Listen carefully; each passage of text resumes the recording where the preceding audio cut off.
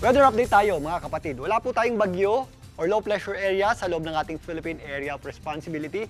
Bahagyang bumaba ang bagyong Danas o yung dating bagyong Bising, pero yan po ay hindi natin nakikitang pumasok pa sa loob ng ating Philippine Area of Responsibility. Mananatili po yan dyan sa Eastern China at tuluyan ng hihina. Samantalang meron ding binabantayang low pressure area ang Pag-asa sa labas ng ating Philippine Area of Responsibility na huling namataan sa lying around 1,655 kilometers east northeast ng Basco, Batanes. Ito po ay mababa rin po o hindi po nakikita maging bagyo ng Pag-asa at posibleng malusaw lamang din bukas. Ito po ang ating habagat o southwest monsoon ang nagdadala po ng malawakang pag-ulan sa ilang bahagi ng ating bansa.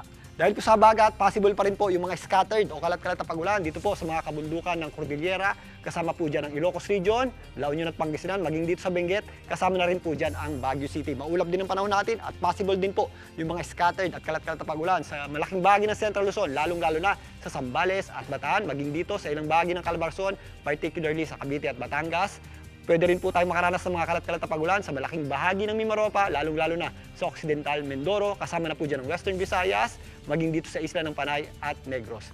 Mas maliwalas naman ang panahon natin sa natitirang bahagi ng Luzon, dito po sa areas ng Bicol Region, natitirang bahagi ng Visayas at malaking bahagi ng Mindanao. Pero pagsapit po ng hapon at gabi, possible pa rin po yung tinatawag nating localized o isolated na pag-ulan or thunderstorms. Dito po sa Metro Manila, ang nagpaulan po sa atin kagabi at kaninang tanghali hanggang hapon ay yung tinatawag nating severe thunderstorms o malawakang thunderstorms.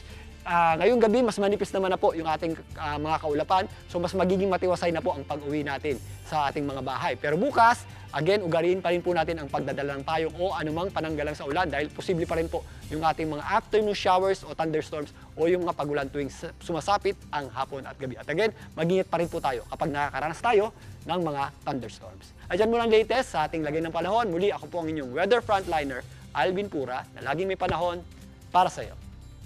Mga kapatid, Cheryl Cosing po.